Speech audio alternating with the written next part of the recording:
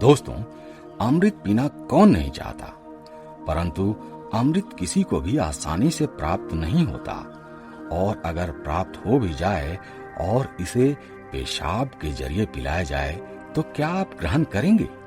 चलिए जानते हैं ऐसे ही एक उदाहरण के बारे में। इस कथन का वर्णन महाभारत ग्रंथ के अश्वमेध पर्व में मिलता है, जब उत्तंक मुनि को भगवान श्री कृष्ण ने संपूर्ण रूप से उपदेश दे दिया था।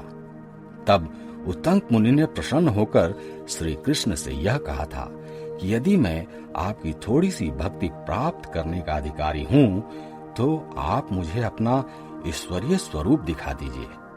मुझे उसे देखने की बड़ी इच्छा है। मुनि के इस प्रकार प्रार्थना करने पर भगवान श्री कृष्ण ने प्रसन्न होकर उन्हें अपने सनातन वैष्णव स्वरूप का दर्शन कराया, जिसे युद्ध के प्रारंभ में अर्जुन ने देखा था। उत्तंक मुनि ने उस विराट विश्व रूप का दर्शन किया, जिसकी बड़ी बड़ी भुजाएं थीं। उस व्यापक परमात्मा के अद्भुत वैष्णव रूप को देखकर उत्तंक मुनि को बड़ा विस्मय हुआ। फिर उनके दर्शन करने के बाद वे उनसे बोले, अब आप अपने इस उत्तम एवं अविनाशी स्वरूप को समेट लीजिए। मैं फिर आपको अपने पूर्ण रूप में ही देखना चाहता हूँ। भगवान ने अपने तेज को समेटकर मुनि से कहा, महर्षि, आप मुझसे कोई वर मांगिए।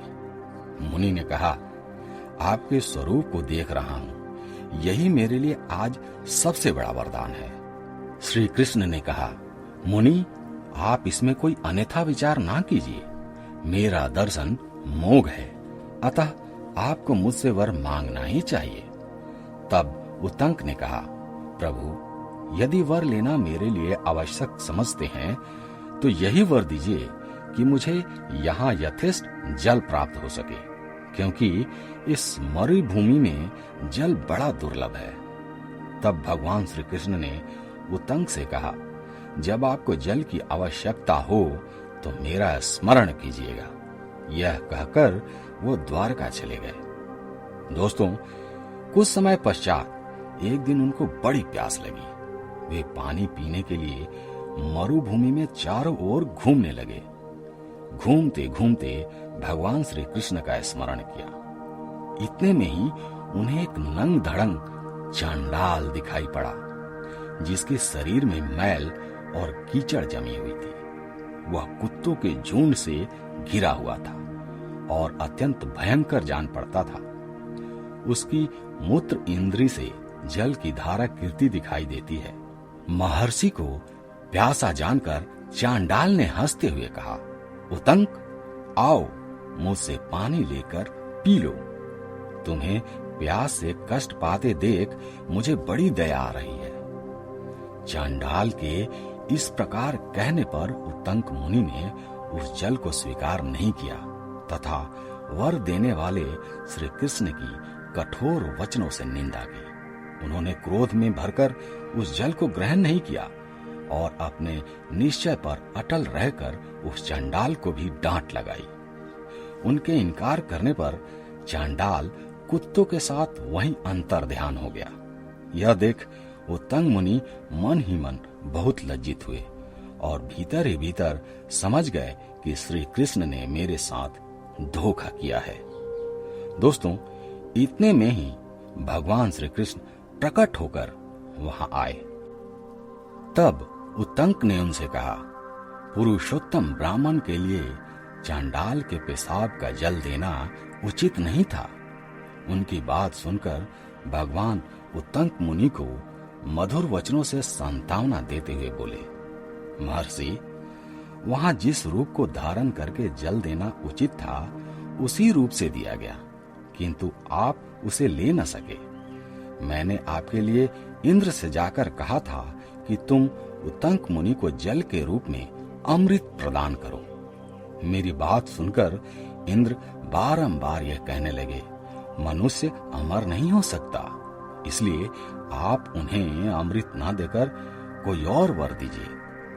किंतु मैंने जोर देकर कहा कि उत्तंक मुनि को अमृत ही देना है। तब देवराज इंद्र मुझसे प्रसन्न होकर बोले कि यदि उत्तंक मुनि को अमृत देना आवश्यक है तो मैं चंडाल का रूप धारण करके उन्हें अमृत प्रदान करूंगा। यदि इस प्रकार वो लेना स्वीकार करेंगे तो उन्हें देने भी अभी जा रहा हूं, और यदि वे अस्वीकार कर देंगे तो मैं किसी तरह उन्हें अमृत देने को राजी न होऊंगा। इस तरह की शर्त करके साक्षात इंद्र चंडाल के रूप में उपस्थित हुए थे और आपको अमृत दे रहे थे, किंतु आपने डांट कर उन्हें विमुख कर दिया। यह आपके द्वारा बड़ा भारी अपराध हुआ।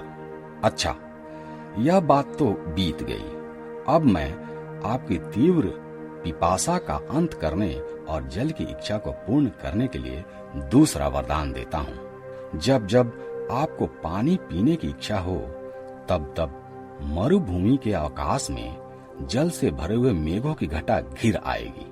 वे मेघ आपको सरस जल अर्पण करेंगे और उत्तंक मेघ के नाम से इस पृथ्वी पर प्रसिद्ध होंगे। भगवान श्री कृष्ण के ऐसा कहने पर उत्तंक मुनि बड़े प्रसन्न हुए। इस समय भी मरुभूमि में उत्तंग नामक मेघ वर्षा करते हैं। इस कथा से हमें यह सीख मिलती है कि कोई भी बहुमूल्य चीज या सफलता इतनी आसानी से प्राप्त नहीं होती।